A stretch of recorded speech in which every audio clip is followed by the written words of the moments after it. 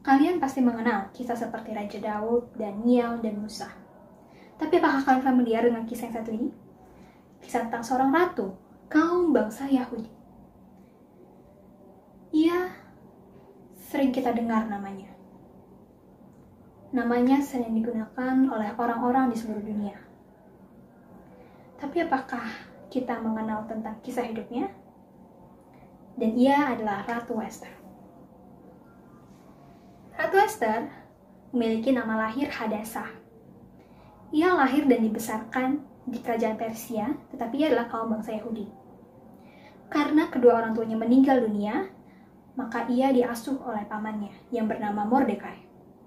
Ratu Esther dikenal karena ia memiliki paras yang sangat cantik serta sifatnya yang baik hati. Ia hanyalah orang biasa pada awalnya. Tetapi mengapa ia bisa menjadi seorang ratu? Semua itu bermula ketika Raja Ahasveros, pemimpin kerajaan Persia, melaksanakan pesta perjamuan selama 180 hari lamanya. Pesta itu diselenggarakan untuk para pegawai, pembesar daerah, kaum bangsawan, serta tentara. Setelah itu, ia kembali melaksanakan pesta selama 7 hari bagi para rakyat.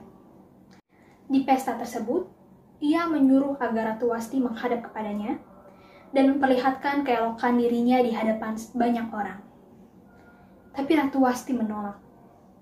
Setelah itu, raja menjadi murka dan ia melepaskan kedudukan Ratu Wasti dari ratu. Setelah peristiwa tersebut, raja terkenal akan Ratu Wasti, sehingga ia memerintahkan agar seluruh gadis di kerajaan ini pergi ke benteng Susan, tak terkecuali Esther. Mordekai sebelumnya sudah memperingatkan Esther agar ia tidak mengumbar soal asal-usulnya, yaitu kaum bangsa Yahudi. Seluruh gadis dikumpulkan agar raja mencari pengganti Ratu Wasti. Setelah giliran Ratu Esther menghadap kepada raja, raja terpesona akan keelokannya, sehingga ia pun diangkat menjadi ratu.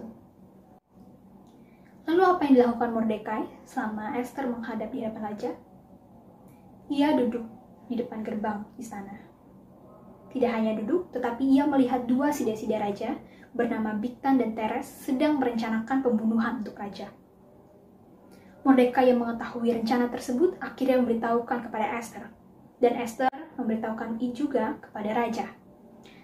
Raja pun akhirnya menghukum mati kedua sida-sida tersebut dengan cara disulahkan ke tiang runcing. Setelah masalah itu, muncul kembali masalah lain.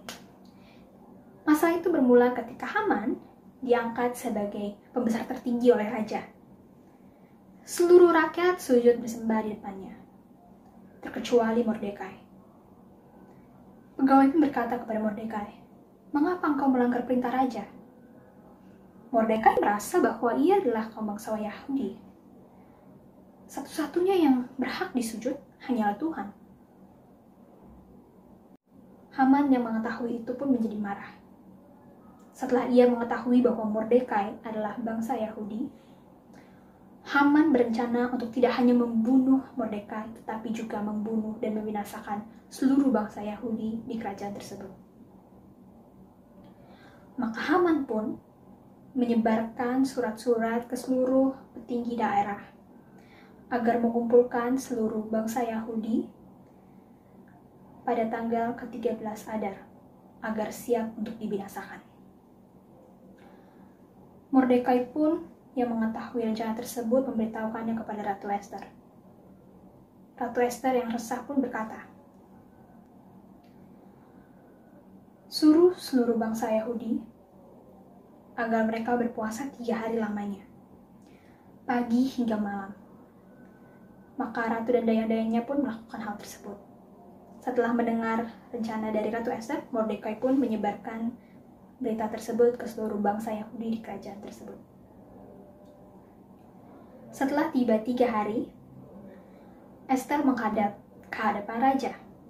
Ia berkata bahwa ia akan melaksanakan perjamuan dan raja harus mengundang Haman.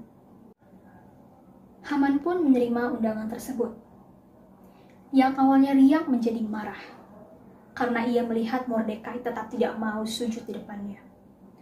Istrinya pun berkata bahwa kenapa tidak mendirikan tiang penyulaan untuk Mordekai. Akhirnya Haman pun memerintahkan agar mendirikan tiang penyulaan untuk Mordekai. Setelah itu, pada malam hari, raja teringat kembali akan Mordekai atas jasa-jasanya dalam mencegah pembunuhan untuk raja. Raja pun berkata kepada Haman, apa baiknya hadiah untuk diberikan kepada Mordekai? Haman awalnya mengira bahwa hadiah itu untuk dirinya, karena ia merasa bahwa tidak ada orang yang lebih pantas menerima hadiah dari raja dibandingkan dia. Sehingga ia dengan percaya diri berkata, hadiahnya haruslah baju yang dipakai oleh raja, serta kuda yang digunakan oleh raja untuk berkendara. Dan orang itu harus diawak-awakan di tengah kota. Maka raja pun setuju, dan ia menyuruh Haman untuk memberikan hadiah tersebut kepada Mordekai. Haman pun menjadi sedih dan malu. Setelah itu, ia pun diantar oleh sida-sida raja menuju ke pesta perjamuan yang diselenggarakan oleh Ratu Ester. Di pesta perjamuan tersebut, raja bertanya kepada ratu, apa yang ia inginkan?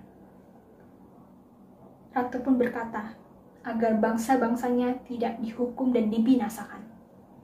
Lalu raja berkata, siapa orang kejam dan keji yang berencana untuk membinasakan bangsa Ratu Ester? Lalu Ratu Ester berkata, Haman orang tercelalah yang berencana untuk melaksanakan hal tersebut. Setelah itu Haman menjadi malu, Haman menjadi takut, dan ia bersujud di hadapan Ratu Ester memohon pengampunan. Tetapi raja sudah terlanjur marah. Ia memerintahkan agar Haman dihukum di tiang penyulaan yang ia dirikan untuk Mordekai. Memang sungguh tragis. Setelah itu, seluruh harta Haman diberikan kepada Ester. Dan bangsa Yahudi mendapatkan keselamatan serta perlindungan dari kerajaan. Kemudian disebarkan titah raja untuk perlindungan bagi bangsa Yahudi ke seluruh kerajaan. Setelah kejadian tersebut, Ratu Ester serta pamannya Mordekai menulis surat tentang Hari Raya Purim, yaitu Hari Raya Keselamatan bagi bangsa Yahudi.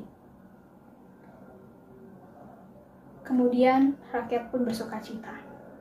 Mordekai diangkat menjadi pengganti Haman, dan ia pun dihormati oleh banyak orang.